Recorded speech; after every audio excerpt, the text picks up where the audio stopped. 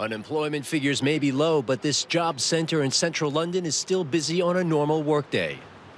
For many job seekers, short-term contracts at rock-bottom wages are all that's being offered. I've been offered a warehouse job for a 0-hour contract before. I never took it up.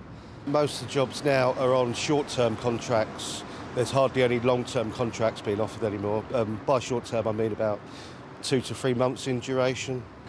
Some job seekers manage to land a so-called 0 hours job at one of the many coffee shop chains for low wages and no minimum guarantee. James Stribley knows what that's like. He works for a security company as a doorman.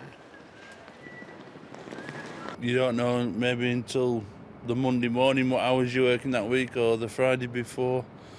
You can't plan anything. Some weeks they only want you for a few hours. Other weeks it's like, could be 50 hours plus. Sue Patel works in a supermarket. She does have regular hours, but only earns the equivalent of €9 an hour. That's hardly enough to make ends meet in expensive London. My wages completely goes on my rent.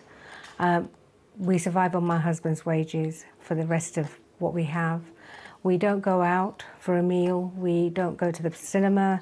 We don't go anywhere where it's costing us to get an entrance fee because we just can't afford it. The British economy is definitely on the mend. Last year, GDP growth was 3%, but it's mainly the wealthy who are benefiting from the recovery.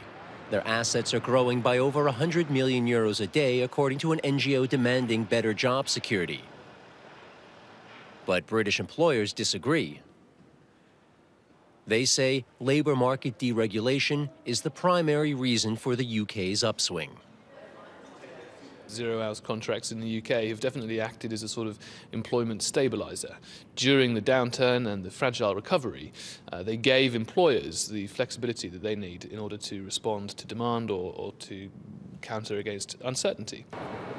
But the unions say it's time to give workers a better break, considering the recovering economy. Morning, James. Morning. James Stribley has joined a union campaign to put an end to 0 hours jobs.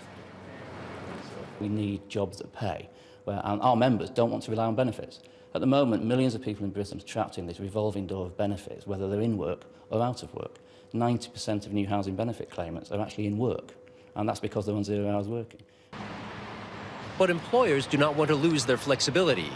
Now, even workers at the Queen's residence, Buckingham Palace, are being given 0 hours contracts.